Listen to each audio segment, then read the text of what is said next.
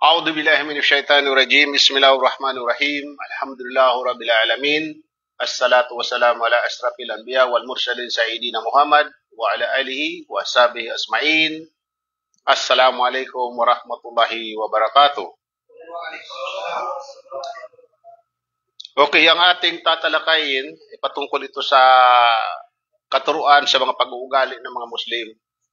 So, kailangan natin malaman ang mga katuruan nito na pag-ugali para tayo ay hindi makikita. Halimbawa, may nakita tayo Muslim na loko-loko para malaman natin na ang aral ng Islam ay salungat doon sa tao na yun.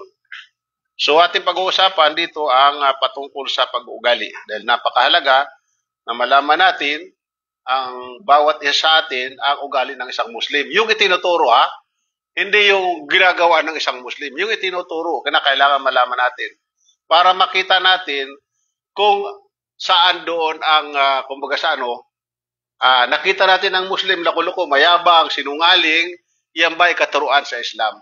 So, kailangan natin, malaman natin. Okay. Dito, ang sasakyan ito na umano, halimbawa, driver, sarili, at saka pasahero at kaluluwa. Ito yung natin, So, ang driver, sino ang driver nito? At ang driver ay yung yung sarili mo, ito yung sasakyan, halimbawa, yung by passenger ka at saka yung kaluluwa. Okay. At yung sasakyan at yung katangian mo naman. Ang driver, tingnan mo ang driver, sarili mo. Kaya kung halimbawa, magdadala ka ng sasakyan, nabangga ngayon yung sasakyan, hindi ibig sabihin ang problema sa sasakyan. May problema ikaw na driver. At ganoon din naman, pasahero, ang iyong kaluluwa. Kaya kinakailangan mo, ingatan ng pasahero mo para hindi masira ang iyong pasahero. Ingatan mo, bilang driver, ingatan mo yung sarili. Ang ibig sabihin, kaluluwa mo, ingatan mo na hindi ito maano. At yung sasakyan naman ay katangian at pag-uugali natin. Kinakailangan alam natin, inshallah. At ating destination, yung ating patutunguhan. Saan ba tayo pupunta? Paraiso ba o impyerno? Kaya kinakailangan alam natin ito para alam natin kung paano natin gamitin ang ating sasakyan. Kung paano tayo mag-drive. Paano natin patakbuhin ang ating buhay ayon sa ating pagmamaneho. Ang sabi dito ni Propeta Muhammad sallallahu alaihi wasallam, katotohanan, sa loob ng katawan ay mayroong mudlak o mudgah na kapag bumubuti ang buong katawan, ngunit kapag ito ay nasira ang buong katawan. Hindi baga ito ang ating puso? Dito ang puso na ito, napakalaking koneksyon sa ating katawan yan. Napakalaking koneksyon. Kapag ito ay karban, sabi ng Arabic, kapag sira ito, sira ang buong nating katawan. Di ba makikita natin karamihan, halimbawa mga nagpapakamatay dahil ang kanilang puso ay sira. Hindi sila hindi nila matanggap ang nangyari sa buhay nila. Pag may dumating sa problema sa kanila, natataranta sila. Kaya gano'n ang nangyayari sa kanila, para makatakas sila sa problema, ang akala nila tapos na, okay na, ginagano, winawakasan nila ang kanilang buhay. Sa Islam, no. Hindi mo dapat kitlin ang buhay mo sapagkat iyan ay hindi mo pag-aari. Pinahiram lang sa iyan. Ingatan mo sapagkat isusuuli mo yan, or kukunin sa iyan nagmamayari niyan. Sino nagmamayari niyan? Si Allah. Kaya kinakailangan mo ito, ingatan. Wag mong sisirain ang buhay mo. Ang iba, nawala na ng pag-asa, nabigula sa pag-ibig, andun, nagmukmuk sa kanto kung saan-saan, nag-iinom kung saan-saan, mga bisyo, ginawa lahat ng mga bisyo. Di lalo mo lang dinagdagan ang problema mo. Ang problema, hindi na susolve sa mga problema. Kinakailangan ng problema, harapin mo para pagsubok lang sa iyo ito, ang problema na yan. Titingnan ng Allah subhanahu wa ta'ala kung saan tayo katotoo, kung saan tayo katunay na naniniwala ka Allah subhanahu wa ta'ala. Dahil kung tayo isang Muslim, naniniwala tayo sa tinatawag na qadar. Qadar o tadhana. Ang lahat na nangyayari sa atin, ito ay tadhana, nakapaloob sa ating buhayan. Bilang tadhana. Itong ating kapalaran, darating sa atin yan. Mula pa sa sinapupunan ng ating mga magulang, bago tayo lumabas sa ating mga magulang, nakasulat na sa atin ang ating kapalaran, ang ating magiging buhay, saan tayo pupunta, anong natin. Nakasulat na yan lahat. Kaya kinakailangan tanggapin natin kung ano madumating sa atin na mga pagsubok. Tayo, alhamdulillah, kapag sinubukan ng isang tao, ibig sabihin mahal ka ng Allah. Pero kapag hindi ka sinubukan, kapag hindi ka nakaramdam ng halimbawa ng mga problema, ibig sabihin kung saan siya ka napunta, pinabaya ka ng Allah subhanahu wa ta'ala. Kaya kinakailangan ay ating isipin. Ang mga problema ay dumarating yan kapag normal ang ating pag-iisip. Kapag hindi ka normal, hindi ka magkakaroon ng problema kasi nga abnormal ka. Pero ikaw ay, pag kulang ka sa pag-iisip, wala kang kasalanan na gagawa sa Diyos. Kaya Allah subhanahu wa ta'ala. Ikaw ay walang kasalanan. Mapalad ka. Pero gugustuhin mo ba na maging abnormal ka para maging mapalad ka? Subhanallah. Pag-uugali.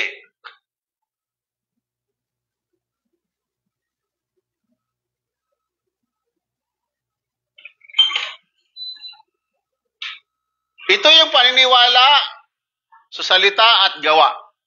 Yung kahulugan ng iman or tawag nito yung faith, pag-ugali. So paniniwala, salita at gawa. Hindi mo po pwede na puro ka lang paniniwala. O kaya naman, puro ka lang salita, wala naman sa gawa.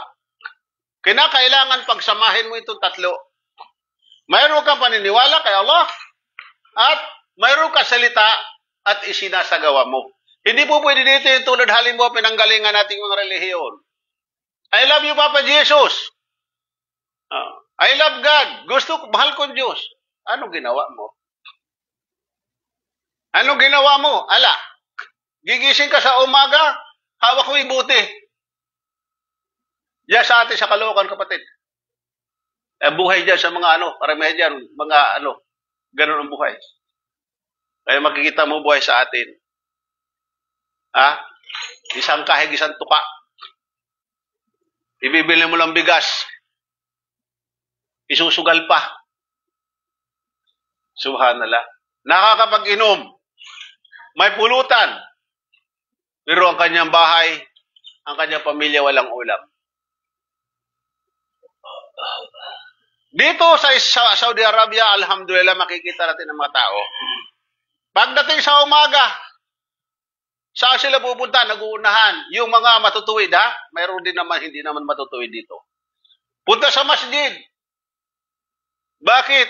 Upang sambahin niya ang kanyang Diyos, si Allah subhanahu wa ta'ala, at pasalamatan niya na siya ay ibinalik ang kanyang kaluluwa. Dahil tayo, totoo lang, katotohanan kapatid, tayo ay namamatay. Araw-araw tayo namamatay. Yun ang pagpapatunay na tayo ay muling bubuhayin. Sa pagtulog natin, patay tayo. Wala tayong malay dyan. Ganyan. Pagkatapos ng isang pitik lang, isang kisap, ibinabalik ng Allah subhanahu wa ta'ala ang ating kaluluwa. At upang magpasalamat tayo, ang mga Muslim, alhamdulillah. Ito ang tunay nagsasabi na God first. Hindi yung ating mga nakasulat pa doon sa mga pera. God first. Paano mo naging God first? Hindi mo naman sinasamba muna ang Diyos mo bago ka maggawa ng lahat. Bago sumikat ang araw, bago ka kumain, bago ka uminom, lahat ang itong gawain, dapat mo sambahin muna ang Diyos mo. Ito yung tungkulin natin sapagkat ay nilikha ng Allah subhanahu wa ta'ala upang sumambala mo sa Kanya, hindi para magpaalipin dito o kung magpayaman, kung ano man ang gusto mong gawin sa buhay mo. Nagkakaisa ang mga sahaba o yung mga tabi'un at ang mga sumunod sa kanila na ang mga gawa ay kabilang sa iman. Ang ibig sabihin ng iman sa ating salita, paniniwala. Kabilang siya sa iman, yung ating gawa. Kaya kung gumagawa tayo halimbawa ng mabuti, ito ay magkakaroon tayo ng gantimpala. Pero kung ikaw ay gumagawa ng masama, ikaw ay mapupunta ng impyerno. Waalaikumsalam warahmatullahi wabarakatuh. Mayroon ako sipon, kapatid. Okay. So kaya ang paggawa ng mabuti ay napakahalaga sa isang Muslim. Napakarami po natin gawin na mabuti na hindi naman tayo gagastos, hindi mahirapan. Ang ngiti lang sa kapatid mo. Pag ngiti, huwag ka sisimangot. Sapagkat pag sumiyangot ka, madali kang tumanda at makakalbo ka pa. Sorry kapatid. Sorry kapatid, tinawaan ka. Hindi, normal na sa kanya. Pero palangiti yan. Normal na yan kasi mga lahi bumakasano, kalbuhin talaga eh. May mga kalbuhin. O kaya mamumuti ang buhok mo. Tsaka kukulubot ang mukha. Kaya ugali natin na lagi nakangiti. Maski wala tayong pera. Huwag yung ngiting aso dahil mahirap ang ngiting aso. Ang agat. Ang propeta Muhammad sallallahu alaihi wasallam ay nagsabi, ipinag-uutos ko sa inyo ang iman kay Allah. Alam niyo ba kung ano ang iman kay Allah? Ang pagsaksi kay Allah, ang pagsaksi na walang Diyos maliban kay Allah at si Muhammad ay sugo ng Allah, at pagsasagawa ng sala at pagbibigay ng zakat. Anong zakat? Ano ibig sabihin ng zakat?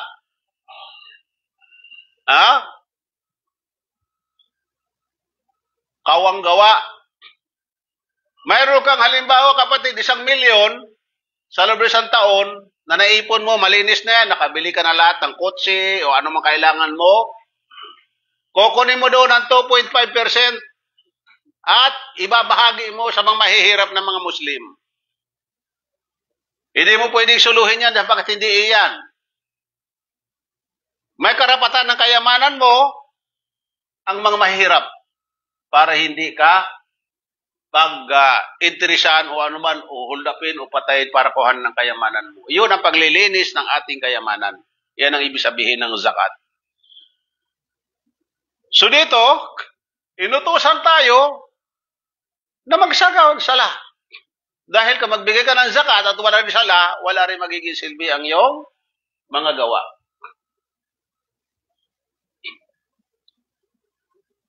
Ugnayan at pag-uugali at iman.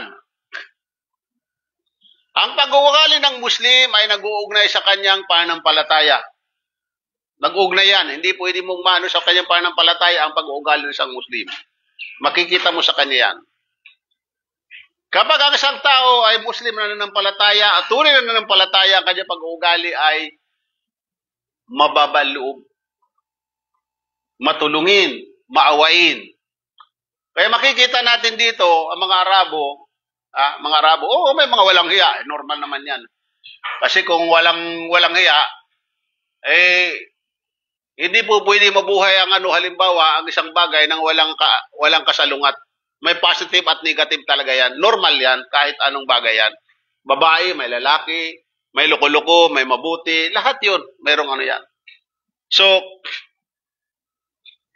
dito, kapag isa kang Muslim na mayroong iman at pananampalataya mo, ang pag-uugali mo kaiba doon sa mga walang pananampalataya. Kaya makikita mo doon sa mga walang pananampalataya, yung mahinang iman, mababang iman nila, magaspang ang pag-uugali. Magaspang. Lumalabas sa kanyang katauhan. Ang pag-uugali niya hindi mabuti, andun yung mayabang, sinungaling, yun. So kung halimbawa mayroon kang iman, ang iman mo ay mataas, ang pag-uugali mo rin naman ay napaka-humble mo. Napaka-humble mo.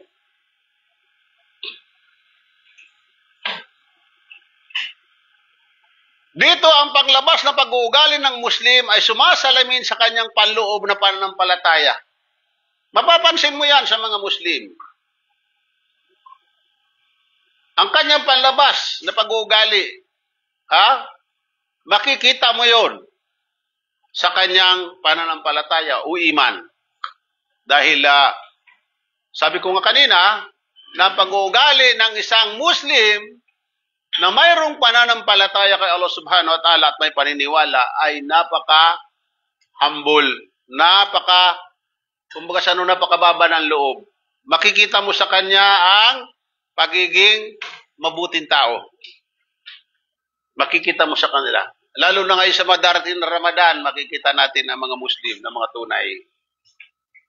Dahil kapag halimbawa nagsasagawa ng sala o nagsasagawa ng fasting, sila ay nakakaramdam din, ang mga mayayaman, kung ano ang nararamdaman ng mga mahihirap. Kaya sila ay nagiging mapagbigay, nagiging matulungan. At maraming mga, ito inshallah, mga darating na mga Ramadan, maraming mga nag-iimbita sa atin ng mga mayroong kakayanan sa buhay, mga mayayaman, upang imbitahin ng mga Pilipino doon, espesyal ang mga Pilipino. Mga Pilipino espesyal. At minsan, kung ano-ano mga binibigay nila mga hadiah, alhamdulillah. Dito, ang kailangan papakita nila ang kailang kabutihan bilang Muslim. Kaya makikita mo, pag mayroong yumayakap sa Islam, mayroong nagbabalik Islam, tuwan-tuwa ang mga Arabo. Tuwan-tuwa sila. At mataas ang kanilang pagrespeto sa mga bagong Muslim. Mataas. Masyaallah. Tuwan-tuwa sila. Kaya, ganun ang ugali ng isang mananampalataya. Ang kalagahan ng paksa, ang pagpapahalaga ng salapus sali o sa pagdalisay sa sarili. Kinakailangan dalisayin natin ang ating sarili. Hindi lamang ang pag-ibig sabihin pagpapadalisay nito ay ang ating paglilinis sa ating katawan sapagkat ang dalisay ay malawak. Kinakailangan dalisay ang ating kasuutan, dalisay ang ating katawan, dalisay ang ating kalooban. Hindi po pwede na ang linis ng katawan mo, ang ugali mo naman ang gaspang. So, iyon ang hindi balanse. Kinakailangan balanse ang isang Muslim. Pangalawa, ang ugnayan ng pag-uugali at pananampalataya. Yung kanilang ugnayan. Pag-uugali mo at saka yung pananampalataya. Kinakailangan yan. Pangatlo, dakilang gantimpala mula kay Allah subhanahu wa ta'ala para sa mga mabubuting pag-uugali. Allahu Akbar. Mayroon kang dakilang gantimpala mula kay Allah subhanahu wa ta'ala sa iyong kabutihan. Maging mga hayop man yan. Hayop. Sa atin, ipinagbabawal ang saktan mo ang isang hayop. Kahit pagkatay mo. Ang sabi ni Propeta Muhammad sallallahu alaihi wasallam, kung kayo ay kakatay ng inyong kakaining hayop, kinakailangan talasan ninyo ang inyong mga patalim o kutsilyo para hindi masyadong mahirapan ang hayop. Kinakailangan agad makuha mo kaagad, maputol ang kanyang ugat na nag-uugnay sa kanyang utak patungkas kanyang puso. Para hindi siya mag-suffer sa sakit. Kung halimbawa, puro lang itak mo, ginugot-gut mo ng ginugot-gut, parehas sigaw ng baka o kay kambing, sa hirap na daladanas. So sa atin, pinagbabawal yan. Ang pagpalo, bawal sa atin. Ang pagpalo, nasasaktan mo ang hayop, bawal yan. Subhanallah. Walang ibang relihiyon nagtuturo ng ganun. Sa atin, maging ang pagputol ng sanga na hindi mo kailangan, pagputol ng mga kahoy na hindi mo naman kailangan, ipinagbabawal sa Islam. Ganon ang pag-uugali ng isang Muslim. Subhanallah, kung lahat ng Muslim lamang ay isa sa buhay ang aral ng Islam, buong mundo, Muslim na. Pero hindi rin naman po pwede yun. Na buong mundo ay Muslim, paano na lang yung impyerno? Nilikha ng Allah subhanahu wa ta'ala ang impyerno. Nilikha niya yan, dalawa na yan, impyerno at paraiso. Dahil alam ni Allah subhanahu wa ta'ala na mayroon mga suwail na kanyang mga nilikha. May mga suwail, mayroong hindi sa kanya susunod, mayroong hindi sa kanya maniniwala. So yan ay inihanda niya ang impyerno Walang kaibahan dito sa mundo na ito. Dito, pag lumabag ka halimbawa sa batas ng lipunan, batas ng ano mangyayari sa iyo? Ikukulong ka. Pero kung ikaw ay sumusunod sa batas, ikaw ay magiging malaya at mamumuhay ka ng mapayapa. So, ganun ang aral ng Islam. Pangapat, tanda ng pagsunod sa yakap ng salafus salih, yung mga naunang mga Muslim. Kasi yung mga sahaba sumunod sa propeta Muhammad sallallahu alaihi wasallam, aral, yung atin na masinusunod ngayon, yung mga aral ng mga propeta, mga sahaba, yung mga mabubuting mga scholar, yung ating kapanahonan ngayon. Dahil wala ng mga propeta, hindi na nagpadala ang Diyos sa mga propeta. Sapagkat kay propeta Muhammad na lang, ipinadala ang pinakahuling propeta at sa kanya ibinigay ang huling kapahayagan. Kaya kung halimbawa na iba ang iyong aral, si pinangalan ng propeta Muhammad sallallahu alaihi wasallam na ipinarating sa atin, hindi mabuti ang iyong kahahantungan pagdating mo sa kabilang buhay. Ang batayan ng pag-uugali ng isang Muslim ay ang Quran at ang Sunnah ni Propeta Muhammad sallallahu alaihi wasallam. Kung ano ang sinasabi ng Quran, ng Allah subhanahu wa ta'ala sa ng Quran, at kung ano naman ang iniaral ni Propeta Muhammad sallallahu alaihi wasallam, sundin natin. Sapagkat kapag sinunod natin yan, ang iyong tinatahak ay tuwid na landas. At kapag tinahak mo tuwid na landas, ang iyong gantimpala ay ang paraiso. Bakit tayo nagpapakahirap sa mundo na ito? Bakit tayo nagtitiis sa libawa, napapasting, papakahirap sa gutom? Bakit tinitiis natin ang mga bagay-bagay? Bakit tayo nagiging mabuti? Hindi tayo gumagawa ng mga paglabag kay Allah subhanahu wa ta'ala. Bakit? Sapagkat ayaw natin na mapunta sa impyerno. Gusto natin na mapunta ng paraiso. So hindi natin na ginagawa ang mga yung mga gawaing makakasira sa atin dahil sa takot natin kay Allah subhanahu wa ta'ala. Samantalang ilan, mayroong mga tao na wala ng takot. Gumawa ng mabigat na mga krimen, magnakaw, magsinungaling, pumatay, mga lunya.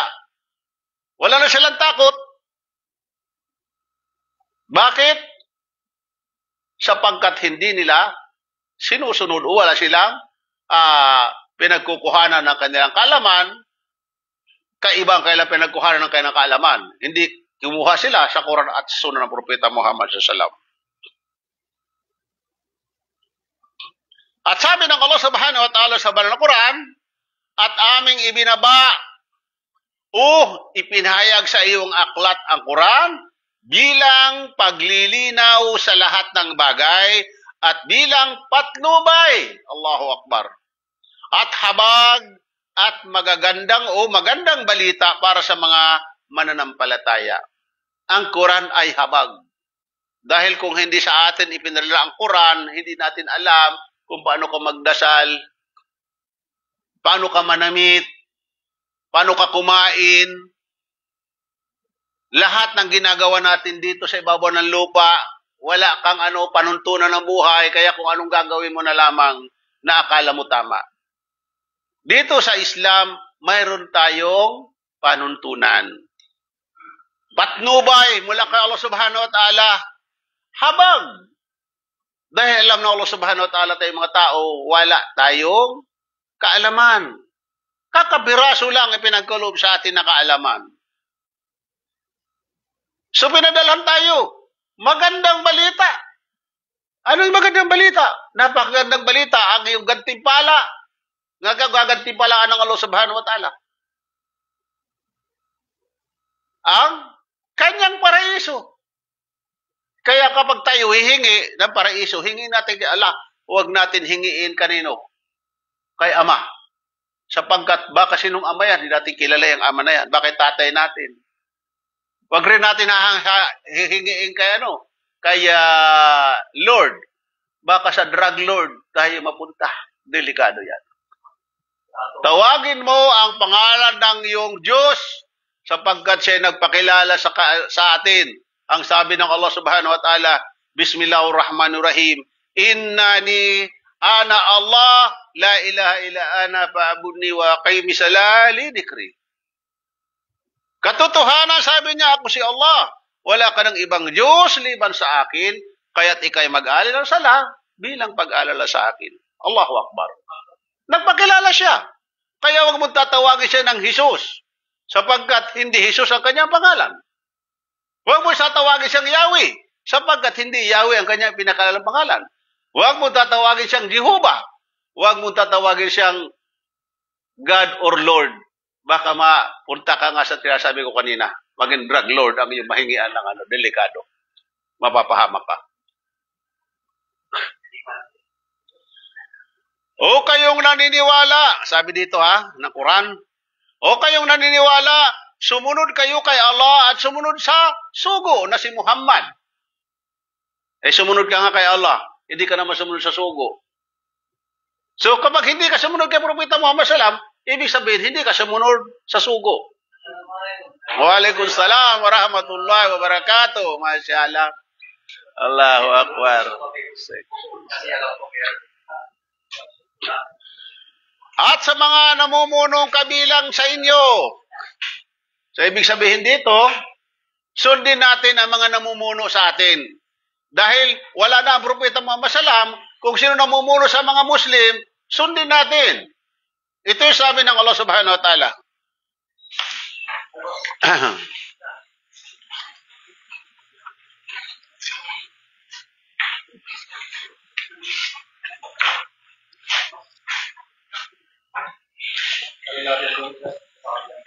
Oh.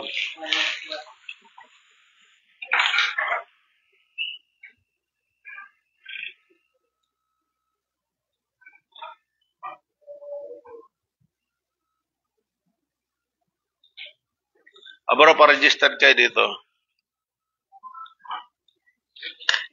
May bullpen dito sa loob, bro. Tingnan mo dyan, sa loob. Ha? Okay. Ang sabi dito, o kayong mga naniniwala, sumunod kayo kay Allah, at sumunod kayo sa sugo na si Muhammad. At sa mga namumuno kabilang sa inyo. Yan ang sabi ng banal na Quran, sabi ng Allah subhanahu wa ta'ala. Yarhamukallah.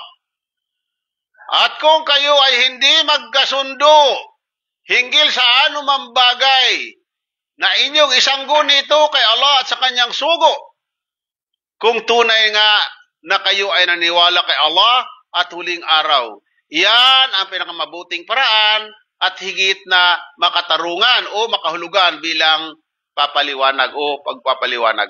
So dito, kung halimbawa sabi daw ng Allah subhanahu wa ta'ala, sabi ng Allah subhanahu wa ta'ala sa Quran, kung tayo ay nagkakaroon ng agrumento, puntahan natin ang Quran, yung ating batayan. Okay, nasaan na ba ito? Uy.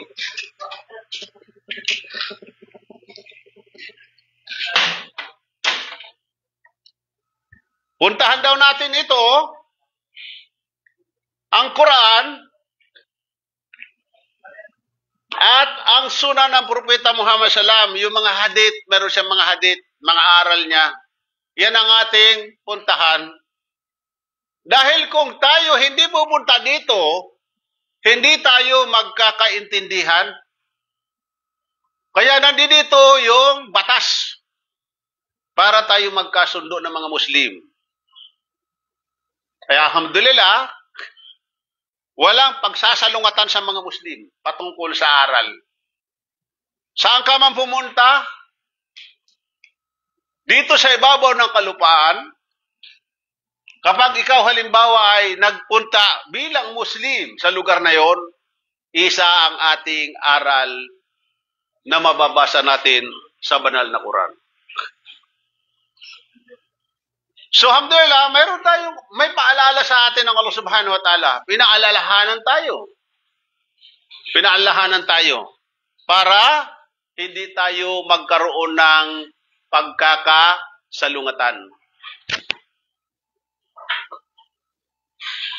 Katiyakan para sa inyo sa katauhan.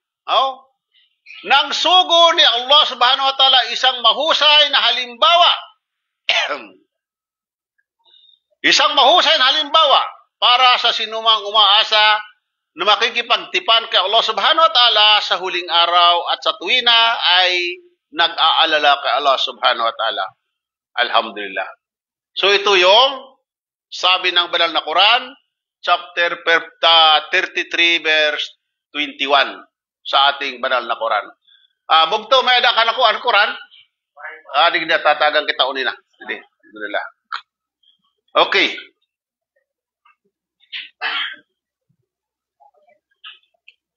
Ito ang suna ng Propeta Muhammad SAW. Makikita natin dito ang mga mabubuting mga Muslim. Mayroon dito yung sinisipiran yung bunganga, na ibig sabihin dito ay huwag tayong masyado magsalita ng mga walang kakwita-kwitang bagay. Kung wala din lamang tayo sasabihin, tayo ay manahimik. Manahimik tayo. Kasi mayroon tayong kasabihan, pag marami kang sinasalita, marami kang nasasabing mali. Samantala, kung mananahimik tayo, hindi naman sa ibig sabihin na dito, hindi kayo pwede magtanong, nananahimik na lang kayo. Magtanong kayo dito, magtanong kayo, hindi ibig sabihin dito. Ito yung mga halimbawa, yung daldal tayo ng daldal na walang kakwinta-kwinta, yung mga tismusa, paninirampuri. Ito ay hindi dito pinapahintulot. Masyaallah. At dito, pagiging mabuti sa hayop. Ito mga sampol, makikita mo. Isang bibi na maliit, pinakakain. Pinapakain siya. Nangangahulugan ito ang pag-uugali na pinangaral ng Propeta Muhammad SAW ay dito makikita natin. Andiyan yung pagmamahal natin sa mga magulang. Pagmamahal sa mga magulang natin, kinakarga.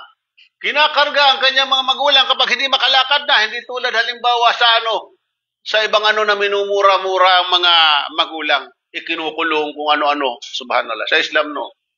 Actually, ang Pilipino, ang mga Pinoy, mayroon tayong pag-uugali na katulad sa mga Arabo. Mayroon tayong pag-uugali patungkol sa ating mga magulang. Hindi tulad sa mga Western, sa Amerika o sa pag tumanda ka na doon, itatapon ka na, wala ka na silbi. Dadalhin ka na sa isang institution para sa mga matatanda. Dito, hanggang sa kamatayan, aalagaan nila ang kailang mga magulang. Aalagaan nila yan. At ganoon din sa Pilipinas, marami sa atin ang mga pinaalagaan hanggang sa kamatayan ng kanyang mga magulang. So, yung pag-uugali natin ay hindi masyado nagkakalayo, hindi tulad sa mga ibang bansa na pag matanda na, wala ka na silbi, itatapon ka na doon. Ang kanilang pairalin, magbabayad na lang sila ng serbisyo ng kanilang mga mahal sa buhay. Pero pangit yun. Hindi mo sinuklaan ang hirap ng iyong mga magulang. Iyon ang pagsusukli na hirap na dinanas nila sa atin, na maliliit pa tayo, kalong-kalong tayo ng ating tatay, nanay,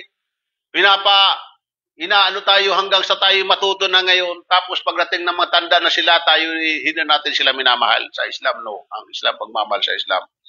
At ang sa mga bata?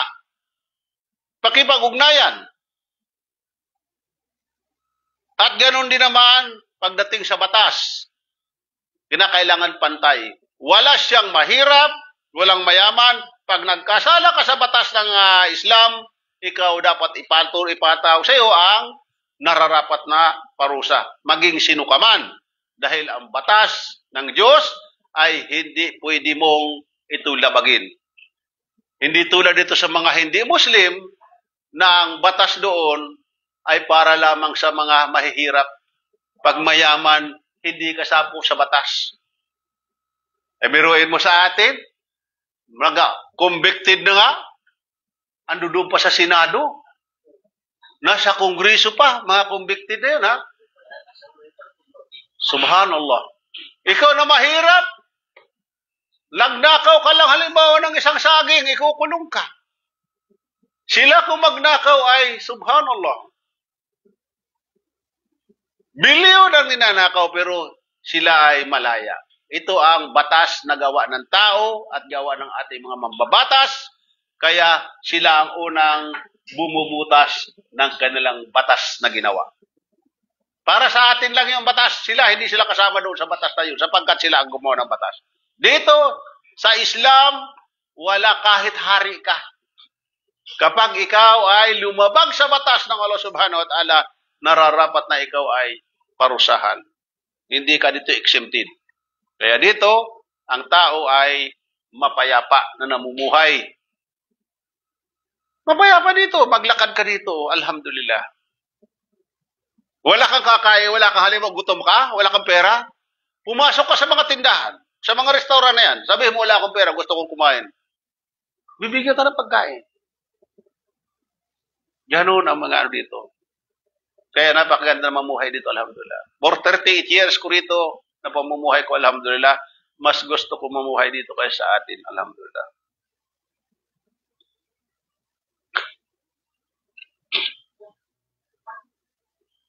Ang sabi ng Propeta Muhammad SAW, katotohanan, iniwan tayo ni Propeta Muhammad SAW na walang bagay maging ang paggalaw ng ibon sa kanyang mga pakpak sa langit, maliban na ituro ito sa atin ang kaalamang hinggil dito. Ito yung iniwanan ni Propeta Muhammad SAW sa atin. Lahat ng kailangan mo habang nandito ka sa mundo, itinuro sa atin. Ultimo pagpunta mo sa kubeta, bilang Muslim, itinuro sa iyo kung anong dapat mong gawin sa loob ng kubeta. Pagpasok mo sa kubeta. Kaya nga, alhamdulillah, wala nang ibang hihigit pa sa Islam. Perfecto. Pagkain. Itinuturo sa atin, gagamitin natin ang ating kanang kamay. Hindi kaliwa, ha? Tanda natin, minsan mayroon pa tayong mga brothers na nakakalimot. Mayroon pa tayong mga brothers na nakakalimot na ginagamit ang kaliwa. So, sanayin natin ang ating kanan. Maging mga born Muslim, meron yan. Nakakalimot. Kasi magbibismila ka eh. Kapag hindi ka nagbismila, ibig sabihin, magagamit mong kaliwa mo. Pero kapag uminom ka at magbismila ka, gamitin mo kanan. At napakaganda ng kanan. Gagamitin mo sa pagtanggap, pag-abot, pagkain, pag-inom. At ang kanan ay walang masama tayo narinig. Dahil wala pang tao sa labihan, kumanan ka, no? Pero si kabila, nangaliwa ka, no? Tingnan mo, kaliwa salita na kaliwa, hindi mabuti. Talagang, bakit mo gagamitin ang kaliwa? Salita pala na kaliwa, hindi mabuti. At dito, kumakain si Satan. Pag kumain kang kaliwa, ibig sabihin, ginagaya mo si Satan. At ito, gagamit mo sa pagdampot ng marumi, paghugas ng mga private parts mo. Pero kung may maiwan dito na kaunting di may susubo mo yon, di ba, Dodong? Para sa pamahalaan natin, pag sumalumat, makakaliwa na. Kaya nga, pati nga yung mga NPA, makakaliwa eh. Talagang walang sabing makakanan. Subhanallah. Talagang ang kaliwa, hindi mabuti nga. Allahu Akbar.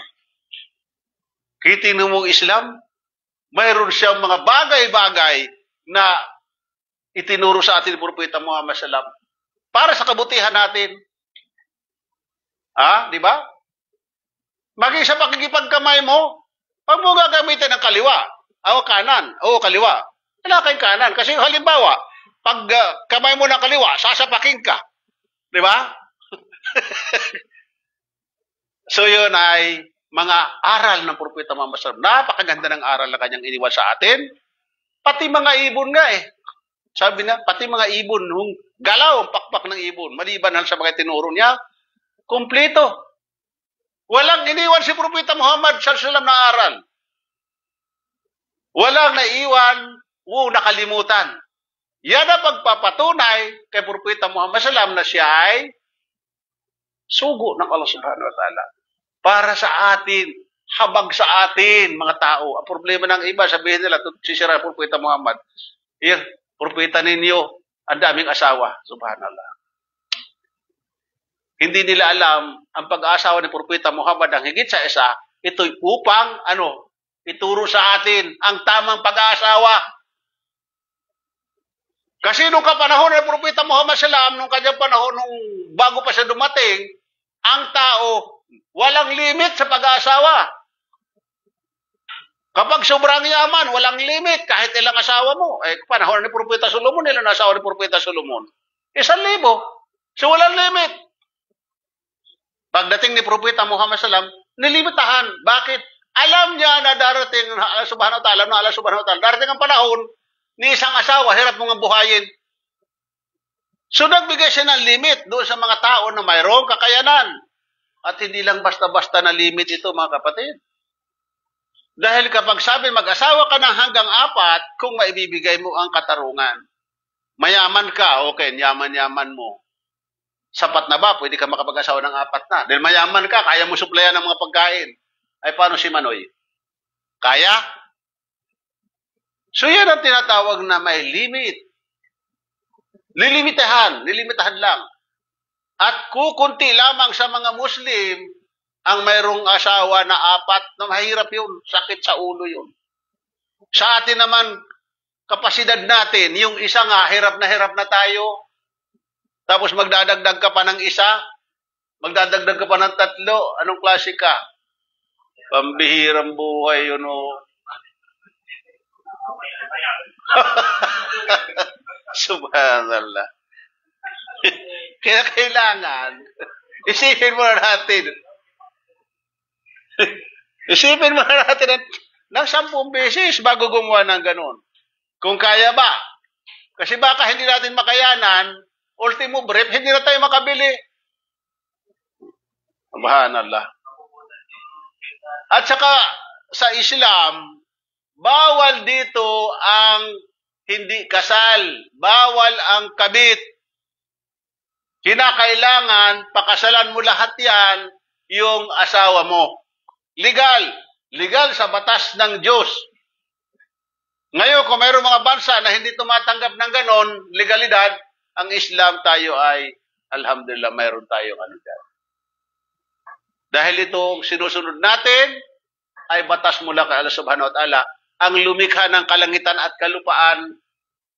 Yan ang ating sinusunod. Yan ang ating mambabatas na ipinala kay Propeta Muhammad SAW.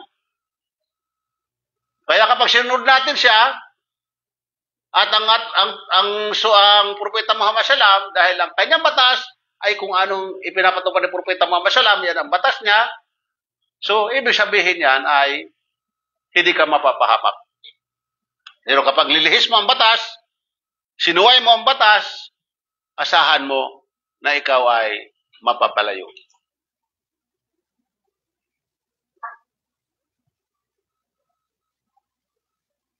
Okay, ang ganap na pamamaraan. Pagdating sa gabi, natutulog ka. Sa araw naman, ikaw ay magtatrabaho. Hindi puro ka lang tulog. Hindi po pwede na puro ka lang tulog. Kinakailangan ikaw, ay, masyaallah, salamat, masyaallah. Kinakailangan ang tao ay magtrabaho. Kasi, waalaikumsalam, warahmatullahi wabarakatuh, masyaallah. Masyaallah, Allahu Akbar. Kasi nung kapanahon ng Propeta Muhammad SAW, mayroong isang, tawag nito, na tinanong siya ng kanyang kung saan siya, lagi siya nasa masjid. Lagi siya nasa masjid. Tinanong siya, paano pagkain mo? Sabi ng ganun. Tinanong siya ng propeta. Sabi niya, yung kapatid ko nagtatrabaho. Sabi niya, magtrabaho ka. Hindi po pwede na puro ka lang dito ka lang sa masjid. So sa Islam, hindi po pwede na puro ka lang sala. Kaya ang Islam balanse. Balanse siya. Hindi mo pwede puro ka lang trabaho din, walang sala. Kaya kinakailangan, ikaw ay matulog, mayroon kang time. Kaya, mayroon tayong tinatawag na time management sa mga Muslim. 24 hours ang binigay sa atin ng Allah subhanahu wa ta'ala. 24 oras. So sa 24 oras, magtrabaho ko, ilan na oras ang pagtatrabaho natin? 10 na, sige, 10 na. 10 na. Padal. Waalaikumsalam warahmatullahi wabarakatuh. Masyaallah, mga pugi itong aking mga ano Anong balita? Allahu Akbar. So dito, mayroon tayong 24 hours na ibinigay ang Allah Subhanahu wa Ta'ala. Mag-register kayo. Nasaan yung ano natin? Mayroon tayong ibinigay ang Allah Subhanahu wa Ta'ala 24 hours. Gamitin mo ang 10 hours magtrabaho, may overtime ka na doon. Ilan pang natira? 14. Ilang oras ka natutulog? Oh! Hindi nyo kayang 7 hours. Mabuti kung makatulog ka ng 5 oras. Ha? 5 oras. O sige na, 6 hours. May natira ka pa ang ilan? 8. Relax ka. Ilang oras mag-relax ka? 10 minutes. O maglalaro. Kailangan. Meron kang activities. Ang sala, wala pang 1 oras. Yung 5 times hindi mong sala. Wala pang 1 oras yan. Fajar, 2 rakat. Duhur, 4 na rakat. Asar, 4 na rakat. Maghrib, 3 rakat. Bago ka matulog, 4 na rakat. Wala pang 1 oras yan. Ang ibinigay sa'yo ng Allah Subhanahu wa Ta'ala oras, napakadami. Andiyan ka na, maglaro, lahat yan, kailangan mo, activities, mag-TikTok, kung ano mo, lahat na. Ibigay mo 1 oras kay Allah. Pasalamatan mo siya, binigyan ka ng tubig, pinakain ka, di ba? At ano pa? Ang liwanag. Lahat ng mga hayupan at mga pananim dito sa balat ng kalupaan, mga isda, lahat ng kinakain mo mula kay Allah Subhanahu wa Ta'ala. Hindi yung wala sa pasalamatan. Hindi ka sabi, Ya Allah, maraming salamat. At hingin mo kay Allah, Ya Allah, ipagkaloob mo sa akin ang pinakamataas na antas ng paraiso. Patawarin mo ang akin nagagawang pagkakasala, Ya Allah. Hingin mo na kay Allah Subhanahu wa Ta'ala. Ya Allah, pagkalooban mo ako kayamanan, kalusugan, kasaganaan, lahat hingin mo. Hingin mo kay Allah Subhanahu wa Ta'ala. Dahil kung makakalimutan mo siya, baka pagdating sa kabilang buhay, pagdating sa araw paghuhukom, makalimutan ka rin niya.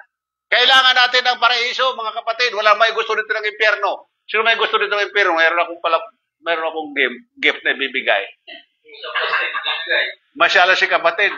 Bida ito sa sa camera. Tinutukan siya eh. Allahu Akbar. Happy ba kayo bro? Happy? Okay. Solve. Sino hindi nakasama? Lahat? Hindi nakasama si kapatid? Nakasama? Doon? Hindi niya kadar. Sa susunod, marami pa naman mga ganyan. So yun ang Islam, balance. Itong mundo, mayroon tayong parte dito sa mundo na ito. Huwag mong pabayaan. Hindi tayo pinagbabawalan ng yumaman. Magpayaman tayo. Kaya lang, huwag ka mandadaya. Huwag ka mandadaya. Magnegosyo ka. Hindi ka naman magpapautang kapatubuhan sa ating bawal yan. Tinatawag na riba. At kung sino ng utang at nagpautang, pareho kayo may kasalanan. Mabigat na kasalanan yan, ang riba. Pagpapatubo. Uy, umutang ka na may tubo. At sa kabuko doon, dapat malaman natin, mga kapatid. Halimbawa, ikay umutang ka sa isang tao, huwag mo siya pakainin sa bahay mo. Nakuha nyo? Punto ko? Halimbawa si kapatid, may utang ako sa iyo. Nakikain ka sa akin, magiging riba yan. Nakuha nyo ba ang punto ko? Naintindihan nyo? Si kapatid, may utang ako. May utang ako sa kanya. Ngayon siya nakikain sa akin. Nakikain. Hindi pwede. Hanggat hindi ako nakakabayad. Hanggat hindi ako nakakabayad sa kanya, hindi siya pwedeng kumain sa akin, makikain. Kasi may utang ako sa kanya. Magiging riba na yan, tubo na yan. Ang Islam may balance, makatarungan. Kaya tandaan natin, pag mayroon sa atin umutang, may umutang sa atin, huwag mong kakainan, huwag kakain sa bahay niya. Malinaw bro? Ngayon lang narinig ninyo, no? Marami ang mga bagay na hindi pa natin alam. Alam ko yun. Okay. Alam mo sabay, Asen, una ko sa Walang problema. Basta't bayad ka na. Pwede na kumain. Walang problema. Sinong may utang? Siyang may utang sa'yo. Ay, ikaw ang bawal kumain sa kanya. Ikaw walang problema. Mag-araw-araw kakain yan doon sa'yo. Bro, huwag ka mag-alala. Kumain ka araw-araw doon. Walang problema yan. Dahil pwede yan, pwede yan kung halimbawa sinabi ni kapatid, sige, hindi ko na yan sisingilin sa iyo. Iyon na yan. Walang problema na pwede na siyang kumain. Walang problema. Pwede na makikain ba sa ganon. So, ito yung Islam. Balanse. Itong mundo, mayroon tayo dito sa mundo na ito. Kailangan natin sumayan. Lumigaya rin. Hindi puro na lang tayo simangot. Pero hindi ibig sabihin, ito, emperador. Bro, para sumaya. Hindi yun. Ang pagiging masaya ng isang tao ay yung kalooban mo ay mapayapa. At hindi rin nagpapasaya sa tao ang kayamanan. Hindi yan ang batayan. Sapagkat kahit ikaw pinakamayaman pa, nakikita mo naman ang mayaman, walang kapayapaan. Di ba? Hindi sila makalakad na mag-isa. Kinakailangan may bodyguard. Hindi sila tulad sa atin na pwede matulog dyan sa kalye. Malaya tayo, alhamdulillah. Kaya itong pagiging mahirap natin, isa itong biyaya sa atin.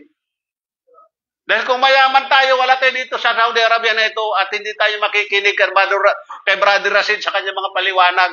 Dahil mayaman tayo, ang kausap mo, paniniwalaan mo na sila Atong Ang, sila Pacquiao, sila Singson, yun ang iyong kausap lagi. Hindi ka makikinig kay Brother Rashid, sa kadadala ni Brother Rashid, sabi, walang pera si Brother Rashid, hindi ka paniniwalaan yan. Kasi sa ating panahon ngayon, ang naniniwala lamang, ang pinaniwalaan ngayon, hindi na ang tao. Pera, magsabi ka ng totoo, hindi ka paniniwalaan. Magsabi ka ng sinungalingan, di ba sa politika? Di ba? Nakikita natin dyan, ang mga balingbing, nandiyan dyan. Pero pinaniwalaan, dahil may mga pera sila. So, sa atin sa Islam, alhamdulillah. So, yung parte natin sa mundo nito ay mayroon tayo, pero higit doon, sa kabila. Dahil lahat tayo dito, walang matitira sa atin. Isa man. Iiwanan natin itong mayroon tayo dito sa mundo na ito. Kahit gaano pa tayo kasikat, gaano pa tayo kayaman, gaano pa tayo kakilala. Iiwanan natin ang ating bahay na ipundar o anuman, bungalow man o palasyo. Isang tornilyo, hindi mo madadala yan. Ang madadala mo lamang, dalawa lang. Ang iyong mabuti at masamang gawa. At dalawa lamang ang iyong patutunguhan. Ito lang dalawa. Paraiso lamang at impyerno. Pero itong paraiso, kinakailangan mo ito paghirapan. Hindi mo pwede ibibigay ito ng libre. Painom-inom ka lang. Pasabong-sabong ka lang. Tapos ibibigay siya paraiso sa kabila. Hindi pwede. Kinakailangan mo bumangon ng madaling araw, isubsub mo ang iyong noo sa lupa para sa pagsamba kay Allah. Yung magmamayar ng paraiso. Iwasan mo ang kanyang mga pinagbabawal, ang pangangalunya, mga bisyo o anuman na makakasira sa atin o makakapagpabago ng ating utak. Sundin mo ang sunod ng Propeta Muhammad SAW. Nakakatiyak ka. Sirat al-Mustaqim ang iyong tinatahak ay tuwid na landas, paraiso ang lulunod. Pero kapag ikay lumihis, ikaw ang sinira mo ang iyong sarili. Ikaw ang sumira. Walang sinuman. Kaya sa Islam, walang minamanang kasalanan. Walang mana. Hindi tayo naniniwala dyan. Kaya sa atin, bawat isa sa atin ay kinakailangan magsagawa ng ating tungkulin, ang ating sala. Yun lamang ang ating trabaho dito. Pero hindi ka naman obligado yan kung halimbawa ay hindi ka nakakatayo. Mayroon mga paraan dyan. Pwede kang magsala nakaupo. Dahil itong ating tungkulin kung bakit tayo nilikha ng Allah subhanahu wa ta'ala at dito tayo nilagay sa mundo na ito. Hindi para magpakaalipin sa mundo na ito, hindi para magpakayaman, maging sikat o anuman. Natatandaan ba ninyo tayo isilang? Nung isilang tayo ng ating mga magulang, nakatikom ang ating mga kamay. Paglabas natin sa sinapupunan ng ating nanay, bumuka ito. At doon tayo umiyak. Bakit tayo umiyak? Sapagkat sa sinapupunan ng ating nanay, mayroon na tayong pangako kay Allah na siya lamang ang ating sasambahin. Nabitawan natin. Kaya tayo umiyak. Hanggang sa lupa, unti-unti tayong lumaki, ang ilan sa atin ay naging mayaman, naging mahirap, naging sikat, lahat ng kanyang buhay, kung ano-anong pinaggagawa, naging drug addict, kriminal, lahat yan, hanggang sa nakalimutan niya ang kanyang pangako kay Allah subhanahu wa ta'ala at inabutan siya ng kamatayan. Kaya alhamdulillah, tayo yung ating pangako kay Allah subhanahu wa ta'ala, dito natin natagpuan sa Middle East. Dito natin nakita o natagpuan. Kaya huwag mong bibitawan mga kapatid. Tangan mo na maigi. Hawakan mo ito ng matibay. Huwag na huwag kang padadala kay Satan dahil ang kalaban natin si Satan. Kapag nabitawan mo yan at inabutan ka ng kamatayan, subhanallah, kung ang mundo natin puro hirap, mas higit doon na hirap ang ating daranasin. Impyerno nga po ang iyong patutunguhan. So alhamdulillah, ang Islam mayroon mga paalala sa atin, ang mga Muslim. Mayroon tayong iniwan sa atin ang mahal na propeta, si Propeta Muhammad sallallahu alaihi wasallam sa napakagarang aral na kapag ating sinunod ito ay hindi tayo maliligaw magpakailanman. Alhamdulillah. So dito makikita natin ang araw na ito, sa araw, yun ano natin, nagpapalit-palit, tulog, trabaho. Subalit ang sala ay wag natin kakalimutan. Naam. Main mark. Sino yun? Miswari. Mashallah. 24 hours. Ang ating pagsamba ay patuloy nating gagawin kay Allah subhanahu wa ta'ala yung ating pagsamba. Wag na wag natin kakalimutan. Wag natin kakaligtaan. Kinakailangan masanay natin ang ating sarili. At kinakailangan wag tayong papayag na tayo ay makokontrol ng ating sarili. Kapag nakontrol ka ng sarili mo, kapatid, sira ang buhay mo. Tunay yan, sira ang buhay mo. Kinakailangan ikaw ang kumontrol sa iyong sarili. Kasi iyan na magpapahamak sa iyo. Ang gusto ng sarili natin, puro lamang ito, makamundong bagay. Yan ang gusto ng sarili natin. So kinakailangan pigil mo ito para ikaw ay magtagumpay. Mayroon dito isang hadith ng Propeta Muhammad sallallahu alaihi wasallam, sabi niya, katotohanan, ako ay sinugo upang iganap o isaganap ang mabubuting pag-uugali. So ito ang kanyang misyon ni Propeta Muhammad upang ituro ang mabuting pag-uugali ng isang Muslim. Kaya sa mga Muslim, pag nag-away sila, pinakamatagal yung 3 araw. 3 araw, matagal na yan. Nagsampalan na yan, nagsakitan na yun. Kinakailangan mangyari na matapos nila na magkasundo sila sa loob ng 3 araw. Pinakamabigat na yan. Kanilang pag-aaway. Sa atin, nagkatinginan lang Kaabangan kita, buko ka, sasaksakin kita. Ganun sa atin. Ang dami sa ulo. Nagkatinginan na sa Sasakyan. Ito ba? Pak. Tapos. Alam mo kasi ang kalaban natin, ang ating si Satan. Huwag natin hayaan na tayo ay Satan, malulukuban. Kasi halimbawa, nagkatinginan tayo. Sabi ni Satan sa'yo, masamang tinginan, tirahin mo na. Unahan mo na. Baka ikaw pang unahan. Iyon ang gawain ni Satan. Kaya makikita mo pag nangyari na ang taong nagkaroon ng hal tapos nagkrimi na, sakit ang ulo mo. Bakit? Hawakan ng ulo? Bakit ko nagawa? Wala na Satan eh. Umalis na eh. Pero nung nandiyan pa yung Satan, ang lakas-lakas ang loob mo. Ganoon ang nangyayari sa atin. Kaya ang Islam ang solusyon pagdating sa mga bagay niya. Sapagkat ang Islam ay pagtitimpi. Pagtitimpi sa galit. Kaya pag nagagalit ka, A'udhu billahi minasyaitanir rajim. Sasabi ka, A'udhu billahi minasyaitanir rajim. Nagpapakupkup ako kay Allah, laban kay Satanas. Kapag hindi nangyari yon, ang Satanas lagi kang bubulungan. At maraming gagawin siya. Ayaw niya kasi meron siyang pangako kay Allah subhanahu wa ta'ala. May pangako siya, binigyan siya ng authority ng Allah subhanahu wa ta'ala. Nung likhain si Adam, nung inutusan siya magpaterba kay Adam, ang mga anghel at saka ang pangalan ni Satan, hindi siya Satan. Titulo lang ang Satan. Ang kanya pangalan si Iblis. Titulo lang ang Satan. Parang tatay. So, ang kanya pangalan, Iblis, sabi niya, nung inutusan siya na magpaterba kay Adam, bilang pagrespeto, napagkat, masyala kapatid, mapalad tayo. Dahil tayo tao, first class tayo na lilikha ng Allah subhanahu wa ta'ala. Sa lahat ng kanyang nilikha, tayo ang pinaka-first class. Mas mataas pang uri ang ating pagkakalikha sa atin sa mga anghel. Mas mataas pa tayo. Kaya noon, inutusan ng Diyos, ang mga anghel wala siyang kalayaan, hindi sila malaya. Basta't kung ano lang ang batas ng Diyos, yun lamang kala sinusunod. Nagpaterpa ang mga anghel. Maliban kay Satan, sabi ng Diyos, Iblis, anong dahilan niya? Bakit hindi ka nagpatirapa? Bakit hindi ka sumunod sa aking utos? Nagmata si Iblis, sabi niya, ba't kanya ang papatirapa sa kanya?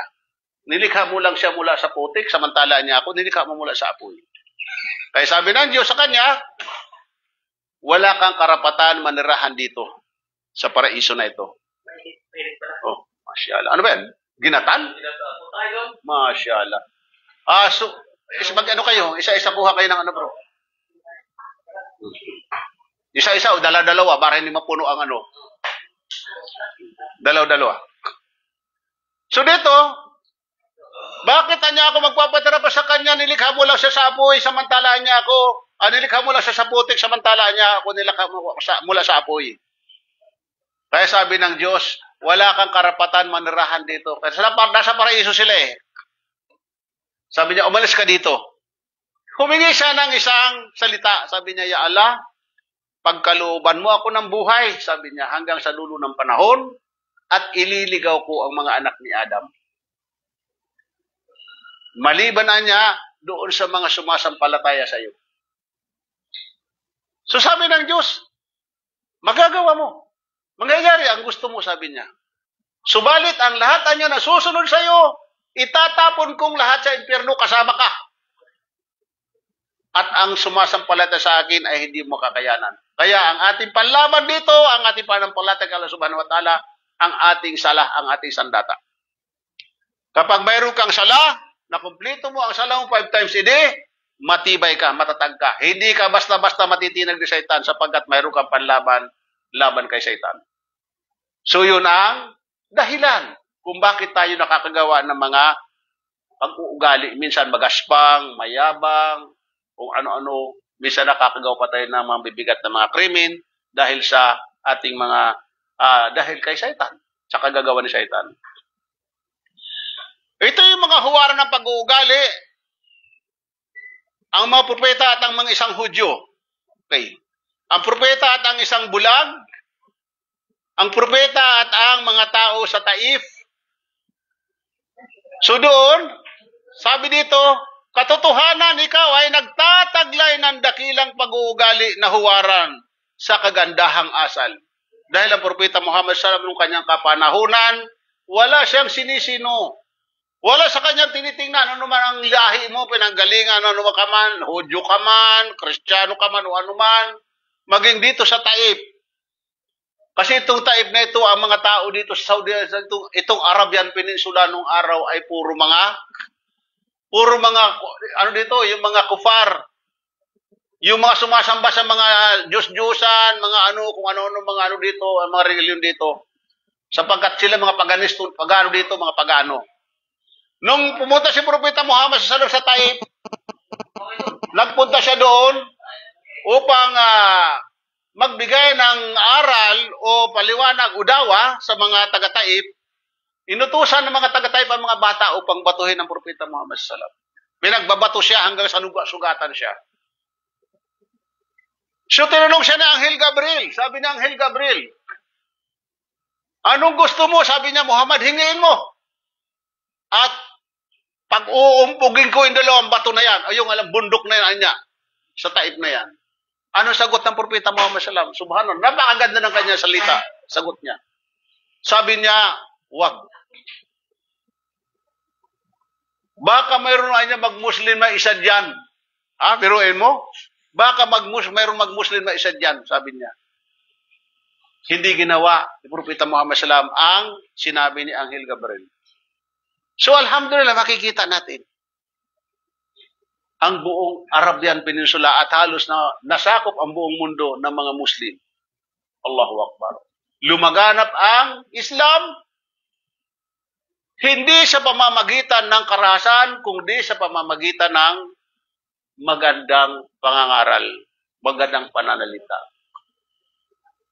Dahil sa inyo siguro sa atin, kung halimbawa nagpaliwanag sa atin ay napakagaspang, hindi natin tatanggapin ang Islam. Alhamdulillah. So, tayo ay napakapalad, alhamdulillah. Dahil binigyan tayo ng Allah subhanahu wa ta'ala ng isang huwaran. Nagtataglay ng huwarang pag-uugali. Ang Propeta Muhammad sallallahu alaihi wasallam ay walang hihigit sa kanya. The best sa lahat ng kanyang mga ng tao na nilikha sa kanyang pag-uugali.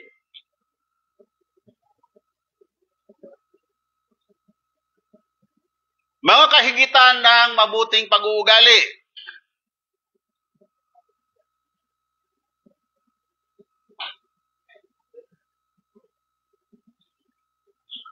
Ito yung mga katangian ng pag-uugali ng mga Muslim, sinseridad, takot, at iman kay Allah subhanahu wa ta'ala.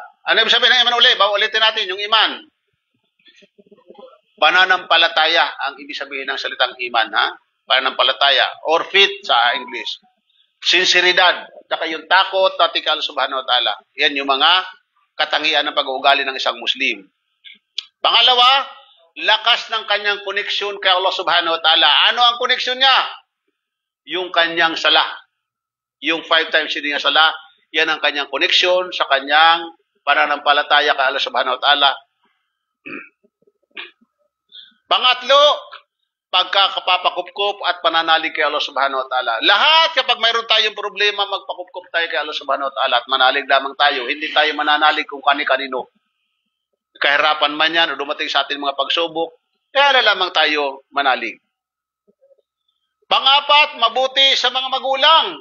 Napakahalaga ang pag-uugali na mabuti sa ating mga magulang sapagkat ang mga magulang natin, sila ang naging gabay sa atin hanggang sa tayo ay magkaroon ng lakas. Kaya ang Propeta Muhammad sallallahu alaihi wasallam nung kanyang panahon nung tinanong siya kung sino ba dapat ang kanyang mamahalin, lalo-lalo ng ating mga magulang na mga nanay. Ang sagot ng Propeta Muhammad sallallahu alaihi wasallam, ang iyong nanay. Pangalawa, sabi niya, may pangalawa ya pero Rasul, sabi niya, sino pa ang susunod kong mamahalin? Ang iyong nanay. Yung sumunod, sabi niya, ang iyong nanay. At ang sumunod naman niya, ang iyong tatay. Kaya tayo ay 3 beses natin na mamahalin ng ating nanay sa aral ng Islam. 3 times. Bago ang lalaki, ang tatay natin, 1 beses lamang. Allahu Akbar. At isipin mo, magiging ganito ka ba sa panahon ngayon? Ang lakas ng katawan mo, kung dahil sa nanay mo, nagpakahirap sa kanya, nagpakahirap sa iyo? 9 na buwan kang pinagbuntis. Hirap na hirap ang nanay mo, paglabas mo pa, ilang taon kang dumudo sa kanya. Tinitiis ng nanay natin ang kanyang, yung hirap. Alang-alang sa atin para mabuhay tayo. So, alhamdulillah. Kaya kinakailangan lamang ang ating pagmamahal sa ating nanay at sa mga magulang natin ay higit sa lahat. Hindi tayo pinagbabawalan. Kahit ang aslan na mga magulang natin hindi Muslim, walang problema yan. Sundin mo sila. Maliban lamang kung ikaw ay uutusan na sumamba sa iba. Yun lamang, pwede kang sumuway doon. Pero lahat ng kailang mga aral na mabuti, sundin natin. Magulang. Walang magulang ang may gusto sa kanyang anak na maging siraulo. Maging palalo.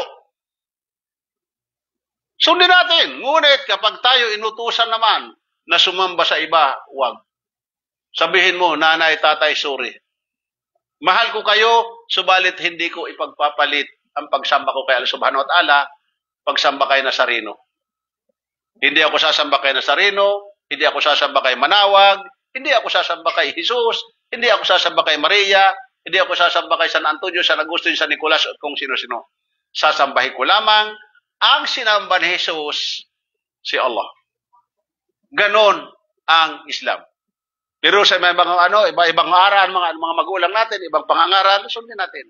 Sapagkat, sabi ko nga kanina, ang mga magulang, walang mayroong gusto sa kanyang anak maging isang loko-loko. Bihira lang yun. Bihira lang yun. Maaari siguro, halimbawa magulang na gano'n ang kanyang anak maging loko-loko, may diferensya sa kanyang pag-iisip. Mabuting ugnayan sa mga kamag-anak, huwag natin hahayaan ang ating mga kamag-anak ay lumayo sa atin. Sapagkat sa Islam, kahit hindi sila mga Muslim, sabi ko kanina walang problema yun. Kamag-anak mo yan, huwag mong puputulin ang inyong ugnayan. Huwag mo sabihin, hindi na kita kamag-anak sapagkat Muslim na ako. No, mali yun. Bagkus ipakita mo ang Islam na ang pagmamahal sa hindi Muslim. Mali, sabi ko kanina, maliban na lamang kung ikaw isasama ka doon sa para maghabol-habol pa doon sa mga Nazareno na yan. Di mo na kinakailangan man. Diretso ka na sa Allah subhanahu wa ta'ala.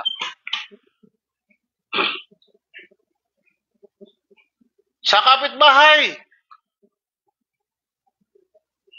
kinakailangan ng ating kapitbahay ay mahalin natin. Sapagkat walang ibang tutulong sa ating kagad sa mga sakuna. Kapitbahay. At pati sa balita, kapitbahay. Mga marites, sila kaagad ang nag-aano niyan. Allahu Akbar. So, nung kapanahon na ni Propeta Muhammad Salam, tingnan mo ang Propeta Muhammad Salam, nung kanyang panahon, pagising ng umaga niya, ang kanyang harapan ng bahay, mayroong basura. Sige lang, linis lang siya ng linis. So, tuwing magigising siya, hindi siya nagmumura. Kung sa atin siguro, magmumura tayo. Diba? Ang Propeta Muhammad hindi. Nililis siya, tinatapon niya. Ganun, halos araw-araw yung ginagawa niyan. Isang araw, malinis ang kanyang harapan. Nagulat siya, bakit walang basura? Walang basura ang kanyang harapan. Pinuntahan niya ngayon, kay Hudyo, yung babae, Hudyo, yung kapitbahay niya, pinuntahan niya ngayon. Yung pala, may sakit. Pero dinalo ng Propeta Muhammad Salam. Dahil, bakit nga man walang basura? Bakit walang basura sa harapan niya? Yung pala ay mayroong sakit ang isang Hudyo na yon. At dinalo ng Propeta Muhammad Salam, alhamdulillah. Sa atin, baka mura mo sabihin, yung bagay sa iyo. sa kasakan sa Propeta Muhammad Salam. Allahu Akbar. Sabi ko nga, the best na pag-uugali ang Propeta Muhammad Salam. Pagkakapatiran sa Islam. Sa atin, pag tayo nagkikita-kita, tayo ay nagyayakapan. Yan ang ating Assalamualaikum. Sumayin yung kapayapaan. Lagi hinihingi ng kapatid mo ang kapayapaan. Pag nag-uipon-ipon tayo, nagkikita-kita tayo, lagi ang ating pinag-uusapan ay patungkol sa anong relihiyon mapapabuti sa ating relihiyon at kung paano natin mapapabuti ang ating pagsamba. Hindi katulad sa iba na pananampalataya. Pag nagkita-kita, kinakailangan mayroon dyan nakatayo na emperador o kaya red horse. At pagkatapos siya ang kwentuhan, puro kayabangan, kung ano-ano, hanggang sa nag-aawa-awa, nagbabatuhan na, subhanallah. Ang Islam, no? Sa atin ay lagi kung paano mapapabuti, pangangaral. Kaya halimbawa mga kapatid, kapag pinangaralan ka ng iyong kapatid na Muslim, huwag kang magalit. Dapat ikaw ay matuwa. Bakit? Dahil mahal ka ng kapatid mo. Huwag mo sasabihin, wala kang pakialam. Mali yun. Mayroon akong pakialam. Mayroon kayong pakialam sa akin. Kapag mali ako, pangaralan ninyo ako, tatanungin ko utang na loob yan. Dahil tao lang ako. Walang sino sa atin dito ang hindi nagkakamali, nagkakasala. Lalong-lalo na halimbawa, medyo tumatabang na tayo sa ating pananampalataya. Papuntahan ka ng brother mo sa bahay mo, bro, ano nangyari? Kumusta na? Bakit? Balita? Ganyan. Halika, sama ka dito sa ganyan. Hikayatin ka. Dahil karapatan mo yun. Bilang Muslim. Karapatan mo na ikaw'y paalalahanan. Bawat sa atin, magkaroon tayo ng paalalahanan kung sino sa atin ang medyo tumatabang na at bumababa ng ating iman. Kasi ang ating iman or yung faith natin, hindi yan laging nakataas. May panahon na mataas, may panahon na mababa. Huwag mong pabababain. Kailangan kung pwede papermisin mo. Sapagkat kapag bumaba yan, mahirapan ka ng pakitin ang iyong faith or iman. So, paano mo mapapataas ang iman mo? Ang iyong pagbabasa ng mga babasahin patungkol sa iyong relihiyon, pakikipag-ugnayan mo sa iyong mga kapatiran, mga brothers, sa isang mabuting usapan. Hindi yung mag-uusap-usap tayo, mayroon tayong ginagawa na kalokohan. Lalong babagsak ang ating iman doon. Baka mabitawan natin ang ating pangako kay Allah subhanahu wa ta'ala at inabutan tayo ng dulo ng ating kamatayan ang buhay natin, magiging mahirap ang ating hahantungan pagdating sa kabilang buhay. Subhanallah. At isang mabuting huwaran sa dawa, sa pagpapakita ng kagandahan ng Islam, kahit hindi ka marunong magsalita. Ipakita mo ang ugali mong mabuti. Yung magalang, bata man ang iyong kausap. Sino man ang iyong kaharap. Huwag mong sasabihin, halimbawa, walang ganun sa Islam. Wala tayong tinitingnan. Mahirap man siya, mayaman, o ano man. Pantay lang tayo sa paningin ng Allah subhanahu wa ta'ala. Bawal sa atin ang pagmamataas. Ipinagbabawal. Kapag mayroon kang natitira dito sa puso mo na isang pagmamataas, hindi ka makakapasok ng paraiso. Sapagkat yan ay pag-uugali ni Satan. Matatag at mapagtiis. Pag may mga dumarating sa iyo ng mga pagsubok o mga problema, tiisin mo. Dahil sigurado yan, kapag isa'y tunay kang Muslim, ang pagtitiis na yan ay makakabuti sa iyo. Pagtitipi-timpi. Kaya nga sa atin, mayroon tayong pagpapasting. Yun ay isang pagsasanay sa ating sarili na makontrol natin ang ating sarili. Makapagpigil sa mga bagay na makamundo at makakasira sa atin bilang isang Muslim.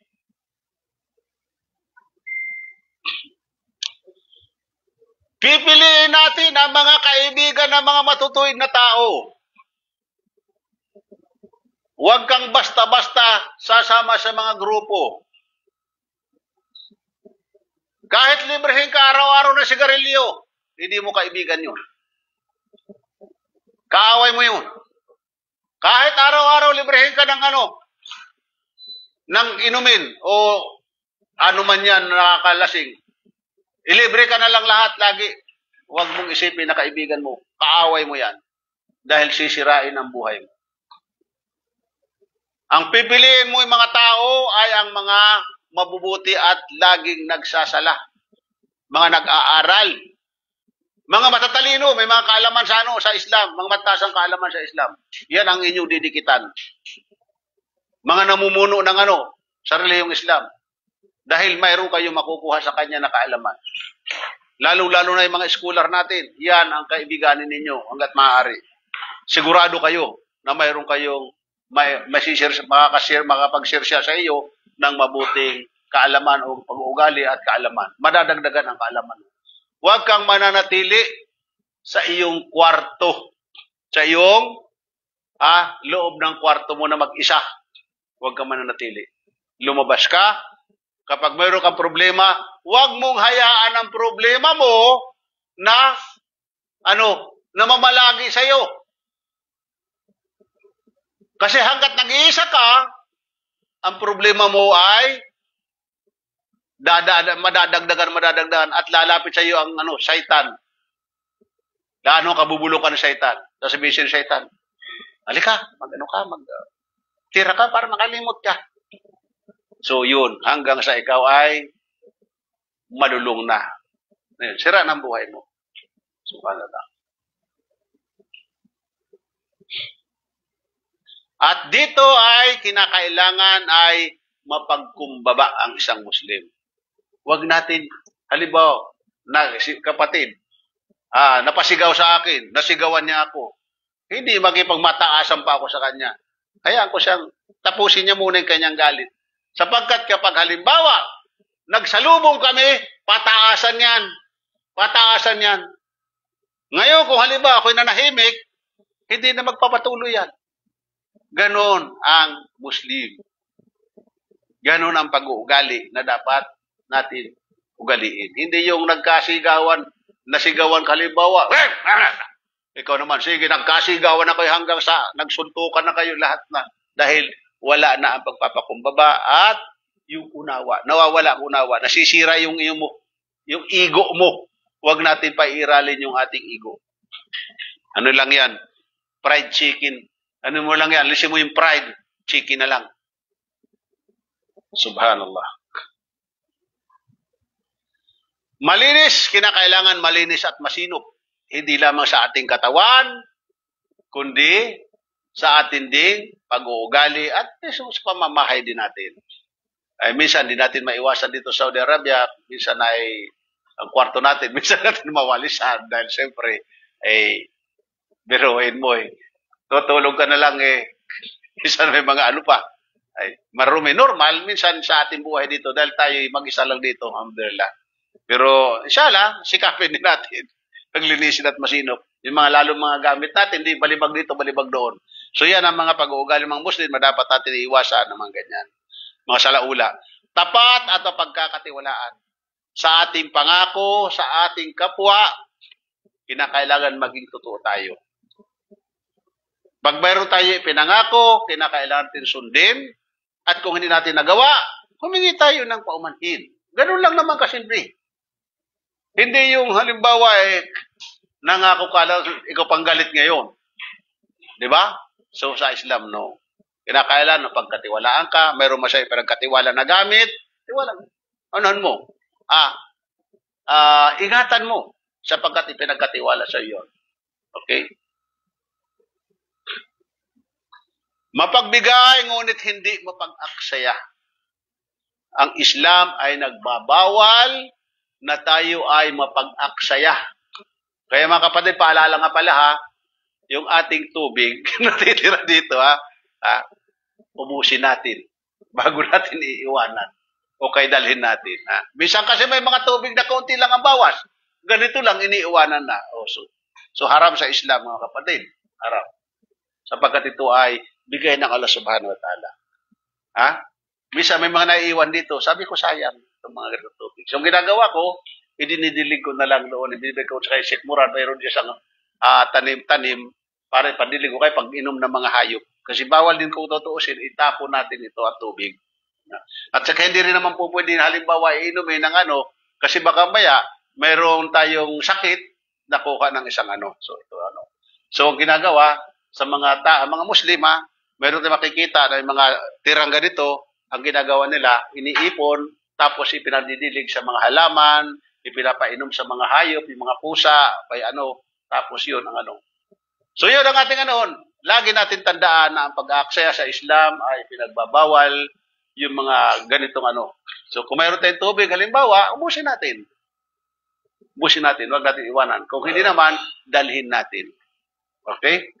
Paalala lang yun, ha, mga kapatid. Ha?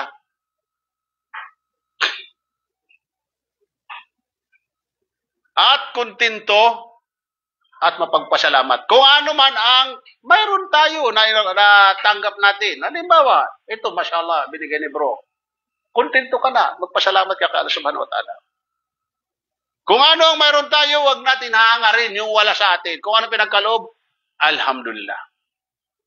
Lagi yun, alhamdulillah. Pagkatapos ay, bismillah. Pag tayo ay iinom, tatanggap anuman kung mayroon tayo. Hindi tayo maghahangad ng hindi ipinagkaloob sa atin. Kaya mawawala sa atin ang tinatawag na inggit kapag ganyan ang ating pag-uugali. Yan ang aral ng Islam. Sapagkat sa inggit, pinagbabawal sa mga Muslim. Hindi ba halimbawa ako, halimbawa kayo, nakatanggap kayo, halimbawa ng relos nyo. Sabi mo, mabuti pa si ganyan. No? Alhamdulillah. Kontento na kayo. Kontento na. Kontento na tayo kung ano ang nakarating sa atin.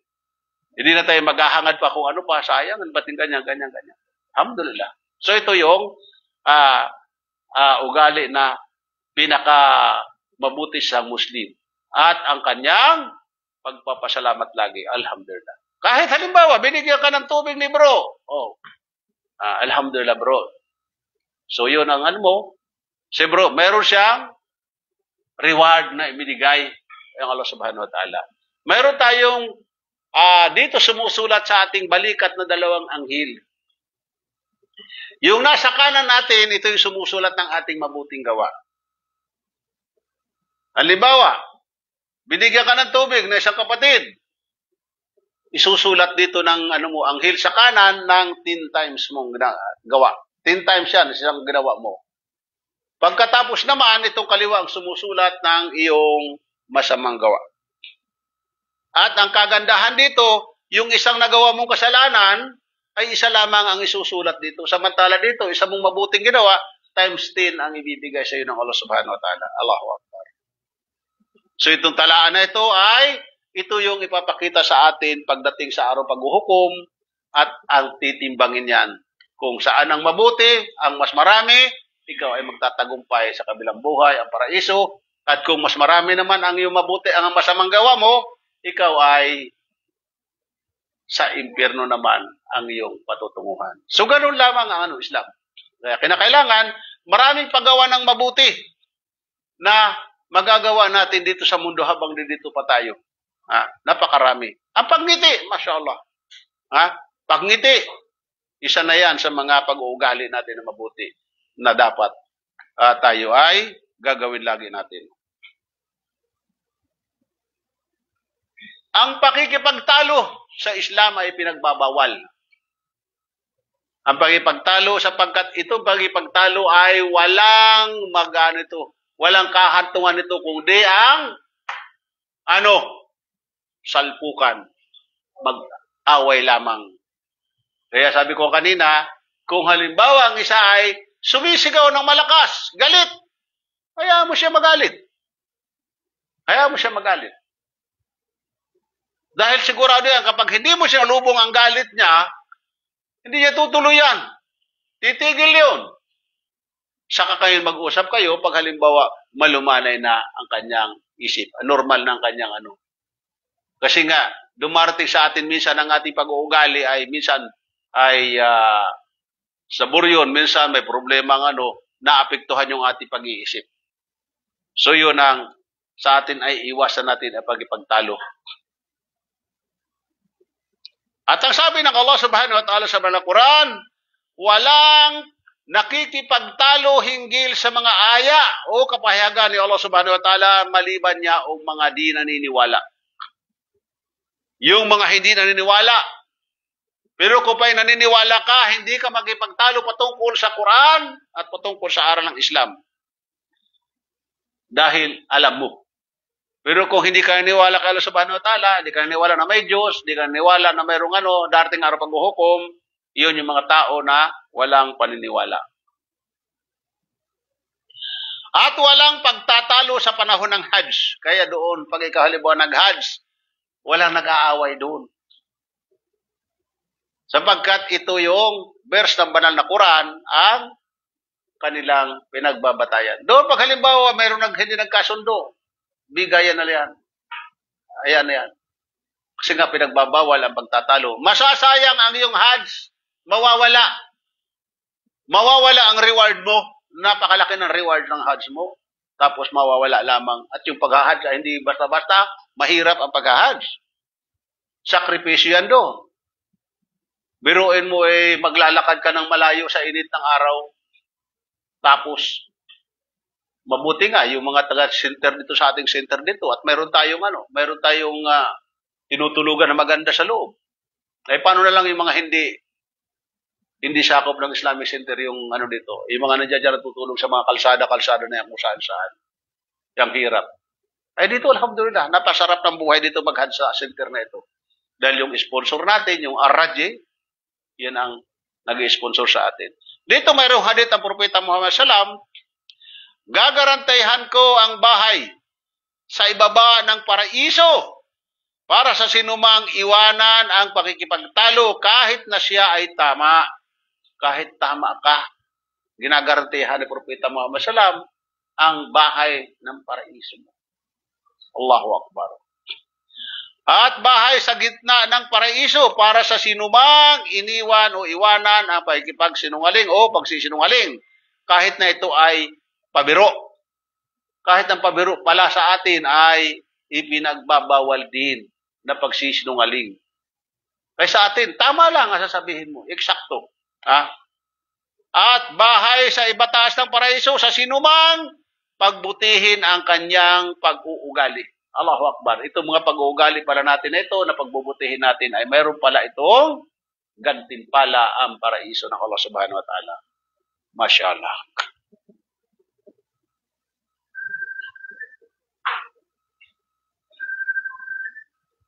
Ang sabi ni Propeta Muhammad ibn al-Husayn, kabilang sa mga katangian ng bangbang ang pakikipagtalo o pakikipag-agrumento at pakikipag-away. So dito makikita natin pala ang mga mangmang pala, yung mga kulang sa kaalaman, sila yung mga mahilig makipagtalo, mahilig makipag-away. Kaya iwasan natin ang pakipagtalo at pakipag-away. Fadlan. Waalaikumsalam. Pansit, bimujud, ina, wara.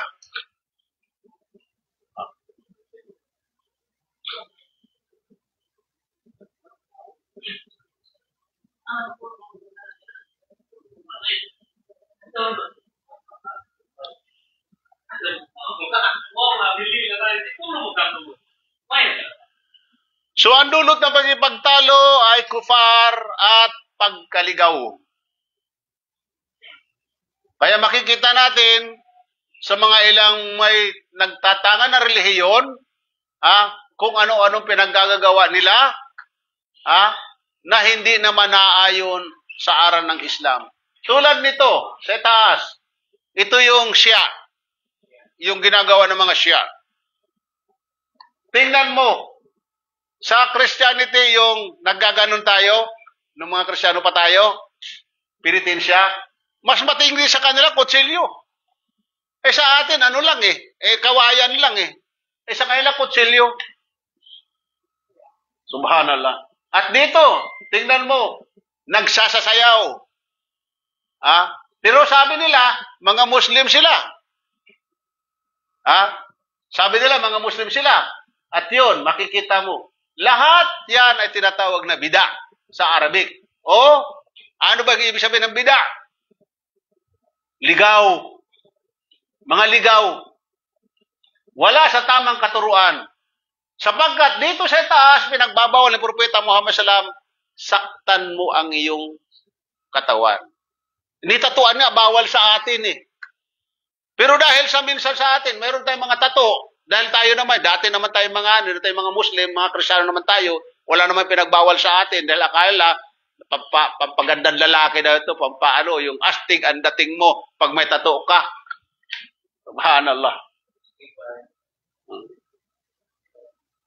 Kasi nga hindi natin alam yun. Kasi kung itinuro ito sa atin, sinabi sa atin ng mga pari, huwag mong papatatuin yan. Bakit? Sapagkat ito rin ang ating gagamitin na ating katawan. Akala nyo ba pag muli tayong binuhay, ito rin katawan natin ng ating bubuhayin? Pero maraming mga Muslim may mga Muslim, nag-Muslim na mga punuan tato, pati mga mukha tinatuan. So, alhamdulillah, nagbalik loob sila kay Allah subhanahu wa ta'ala. Kahit ako, meron din naman ako eh. Kaya lang sa akin, tago. Yung akin, yung sa inyo kasi, yung sa panahon ngayon, ay ano na lamang, passion na lang. Yung sa amin, grupo talaga ito, nung kapanahonan namin. Kasi nung kapanahonan ng kabataan ko, pag mayroong katato, nung panahon ni Marcos, kinabukasan, nadodoon ka sa basurahan, isasalvage ka. Galing ako ng Olonga po. Hindi lang guardian, basta may tattoo ka doon na nung kapanahonan ni Marcos nung araw. Isasalvage ka. Dahil karamihan na may tattoo no, mga ex-convict. Ngayon, passion na lang tattoo ngayon. Dahil, kanino na tayo nagaya kasi ang Pilipino naman kasi gaya-gaya. Nakita nila ang mga Amerikano gumagawa ng gano'n, gawa na rin tayo. Kasi para daw tayo maging tisoy. Subhanallah. So yung mga gaya-gaya tayo, normal sa atin kasi yung ating ang ating isip, kumbaga sa ano tayo ng tawag nito ay kolonyal. Koloni tayo. So yun, mga nagawa natin, hindi natin kasalanan yun. Siya lang bahala nung patawad sa atin sapagkat hindi pa naman natin alam. Pero kung ngayon Muslim ka na magpatato ka, ay hindi na pwede. Kasi nga, bawal nga sa'yo patato ka. Ibig sabihin, hindi mo sinusunod ang aral ng Propeta Muhammad Sallam, baka sinunod mo na itong aral ng mga Shia. At mangyayari sa'yo, ano-ano ka ng mga kutsilyo na yan sa likod. Ang lalaki nga na yan. Sinusugatan pa dito yung ulo niyan, ginagano ng itak para dumugo. Subhanallah. Iyan ay, pag tinanong mo sila, kung Muslim sila, Muslim sila. Muslim yan, kailang sasabihin. Pero ang kailang aral ay hindi sa Islam. Kasi sabi ni Propeta Muhammad Sallam, sa darating na panahon, ang mga Kristiyano ay mahahati ng 73 at ang mga Muslim naman ay mahahati sa 72 ang mga Kristiyano, 73 naman ang mga Muslim. At sabi niya, lahat sila ay mapupunta ng impyerno. Maliban sa isa. Maliban sa isa, ha? Kaya nagtanong ang isang sahaba, sabi niya, sino yon Rasul? Sabi niya, yung sumusunod sa aking sunnah. Ibig sabihin, yung sumunod sa kanyang aral, iyan ang isa lamang ang makakarating sa paraiso. Ngunit ang lahat na yon ay impyerno ang bagsak. Sapagkat marami mag-claim sa panahon ngayon, parami nag-claim ng mga Muslim sila. Kaya mag-ingat tayo pagdating natin sa Pilipinas dahil baka iba ang ating masamahan. Kaya kailangan magkaroon tayo ng kaalaman dito. Kailangan alam natin ang aral ng iniwan ng Propeta Muhammad Sallam para hindi tayo pasama sa ibang grupo. Kahit sa Buanga ako na uwi. Meron din doon mga ano. Pero ako naman, alhamdulillah, medyo maingat ako pagdating sa mga ganyan. Dahil grupo ako sa mga brother pag ako'y umuwi. Yung mga brother natin na mga balik Islam, mga nagtuturo, mga nag-aaral, nagpapaliwanag. Nandiyan ako sa Luneta. Pag nasa Maynila ako, nandiyan ako sa Luneta. Nagle-lecture ako dyan sa Luneta. Nandiyan ako sa Quezon City Circle. Minsan sa Jinsan, nakapag-lecture ako doon sa plaza. So, yan ang sinasamahan ko. Nakakatiyak ako na sinamahan ko tama ng mga Muslim. Hindi tagilid kasi mahirap na. Dito ay mga extremism na aral na sa atin ipinagbabawal ito ang terrorism. Pero sa atin iuugnay ito. Pero ito sa atin ay hindi pinapahintulot. Kaya tayo sinasabihan ng mga terorista raw, ngunit ito ay hindi sa atin may pangaral. Sa atin ay mahigpit, ang itinuturo ay pagmamahal. Pero yung pagtatanggol sa iyong bayan, pagtatanggol sa Islam, huwag kang duwag, lumaban ka. Bahay mo na, pinuntahan ka, tapos ikaw itatakbo. ipagtanggol mo ang iyong sarili. Yan ang Islam. Kaya sabi nila, ang mga Muslim, wala daw takot na, wala. Kumbaga sa ano, wala raw silang takot, hindi sila matatapang daw. Totoo yan. Totoo yan. Nga pag pinuntahan mo na sila at ginira mo sila, kahit sa pamamagitan lang ano mga gamit nila, gagamitin nila. Pagtatanggol nila ang kanilang pamilya, ang kanilang mga ari-arian, at kailang ang Islam. Kaya mapan mo sa atin sa Pilipinas, nung kapanahonan ng nung araw, nung panahon ni Marcos. Pinasusuko nila. Ginera ni Marcos sa Mindanao. Pero hindi sila sumuko. Mahina sila, wala mga armas masyado. Government ng kalaban. Pero hindi sila nasakop. Maging mga Kastila at Amerikano, hindi sila nasakop. Alhamdulillah. Sino nasakop sa atin? Ang atin lang, ang mga Tagalog at mga Bisaya. Luzon, Visayas lang mga nasakop ng mga Kastila. Pero ang Mindanao hanggang ngayon hindi nasakop. Kaya alhamdulillah, mayroon pa rin naiwan ng mga Muslim na matatatag. So yun ang pag-ano. Kasi sa ating panahon, lalong-lalo na itong mga yung mga Western na kapag ang isang Muslim, ipinagtanggol niya ang kanyang bayan, siya ay terorista. Terorista na siya. Pinagtanggol niya eh. Di ba si Saddam, ginawa siya, terorista rin yung mga ginagawa. Eh bayan niya, pinagtanggol, nilusob na. Anong gagawin niya? Di lumaban. So yun ang Pero sila, yung mga hindi kapag gumagawa ng mga pag gigira ng bansa mo, sila ay tinatawag ng mga hero pa. Subhanallah. Kabaliktaran. Kaya alhamdulillah sa Islam, wala sa atin ang tinatawag na extremism. Sa atin ay pagtatanggol. Ipagtanggol mo ang iyong sarili, ipagtanggol mo ang karapatan mo, ipagtanggol mo ang Islam. Kapag hindi mo ipagtanggol ang iyong sarili at saka yung Islam na yung kinalalagyan o ang bahay mo pinalayas ka na hindi ka man lamang lumaban sa Islam lalaban. Hanggang sa dulo ng kanyang buhay. Yun ang Pero yung sa atin, papatay ng walang sa atin ipinagbabawal. Ni hayop, bawal tayo pumatay. Bawal sa atin. Sapagkat ang Islam ay peace. Kapayapaan.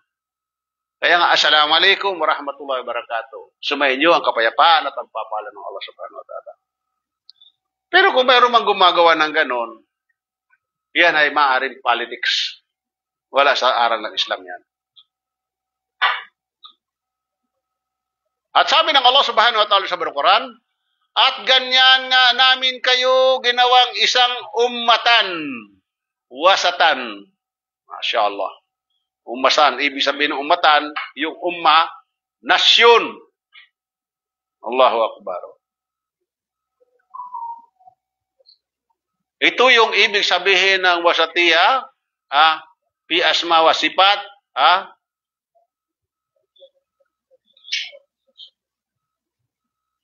pagtanggi at pagbabago sa kahulugan at madyas.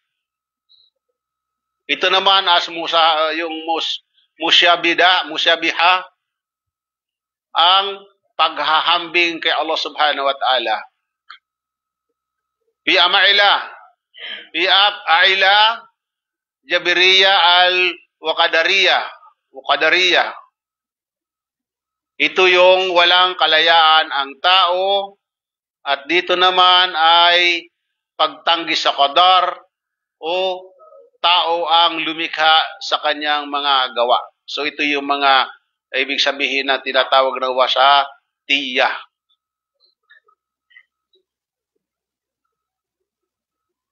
Pangatlo, al-wa'du wal-wa'id. Al-wa'idiyah at murja'iyah. Ang makasalanang Muslim ay sa impyerno ang magpakailanman. Ito yung ibig sabihin yan. At dito naman, hindi naghahalo ang iman at kasalanan. Hindi siya pwede maghalo. Fi ashabi nabi o Rafida al-Kawarij. Ang mga sahaba ay kufar. Ito sinasabi nila. Dito naman ay si Ali ay kafir. So ito yung mga aral na kumbaga sa ano, ay naiba. Itong alusuna sa pag-uugali, pag-uutos na mabuti at pagbabawal ng masama, kawarid o pagbabawal ng masama kahit umabot sa kaguluhan at pagdanak ng dugo o paglabas at pakikipaglaban sa mga namumuno. Admodria, pag-iwan sa pag-uutos ng mabuti at pagbabawal ng masama sa paniniwalang ito ang dulot ng pitna. Asuna, alusuna, ito yung pag-uutos ng mabuti at pagbabawal ng masama ayon sa batas ng Sharia o pangangalaga ng kapakanan at kabutihan ng pagkakaisa. Ito yung tatlo na ito. Tatlo. Kaya kinakailangan dito ka sa alusuna. Tayo ay alusuna. Yan ang ating nag-uutos ng mabuti, nagbabawal sa masama ayon sa batas ng Sharia. Kaya meron tayong tinatawag na Sharia law. Sharia law. Na yun ang masusunod na nasusulat sa ating banal na Quran at ng Propeta Muhammad SAW. Dito ang ating pinagkukuhanan ng ating batas ng ating pamumuhay. Alusuna, sa pag-uugali ng alusuna. Sila ay mga muraun. Sila ay gumagawa ng mabutihan bilang pagpapakitang tao upang sila ay purihin ng tao.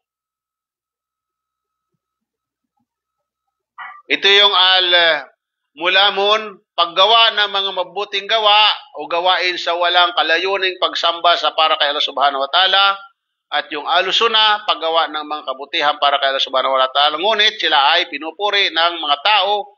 Yan ay busra lil mu'minin o magandang balita para sa kanila. Pangatlo, pagsamba kay Allah. Ito tinatawag na al-sufiyan, mga grupo yan. Pagsamba kay Allah Subhanahu wa Ta'ala ayon sa kailang turo, kuro-kuro at pagnanais na hindi alinsunod sa Quran at Sunnah o pamamara ng Propeta Muhammad SAW. Ang mahalaga ayon sa kanila ay ang layunin ng puso sa pagsamba. Kinakailangan maging maingat siya, lamang kapatid. Ito naman ang iba, pagsamba kay Allah ayon lamang sa gawa. Wala siyang walang niyat. Itong alusuna, pagsamba kay Allah ayon sa Quran at Sunnah ng Propeta Muhammad sa puso at gawa, tago man o lantad. So ito yung pagkakaiba ng mga grupo na ito na nagsasabing mga Muslim sila.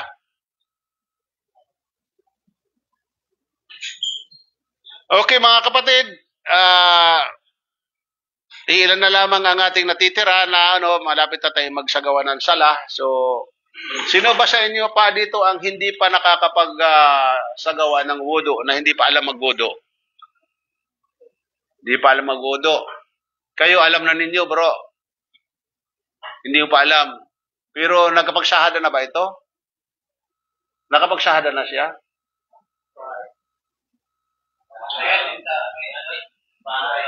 Nung pumunta ako doon.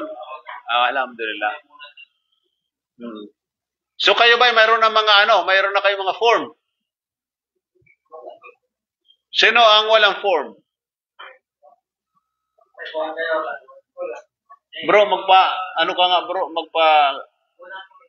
magpa-print ka sa taas. Mag-print ka ng 20.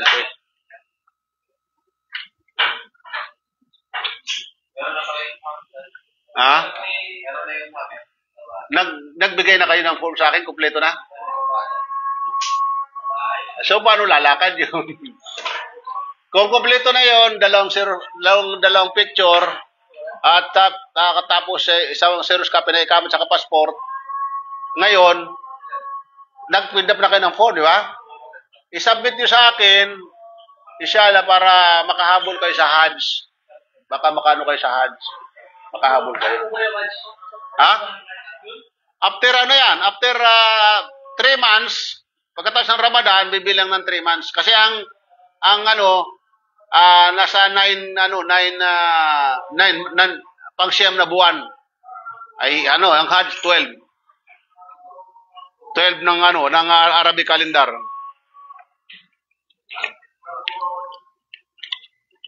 Sa pagkatapos ng Ramadan, 4 na buwan pa ngayon.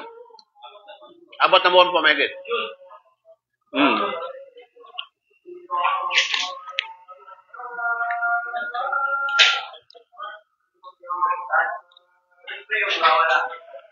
Ha? Malalaman ninyo. Malalaman ninyo. Kasi baka mag-umrah tayo, first week ng Ramadan, o maaaring second week ng Ramadan.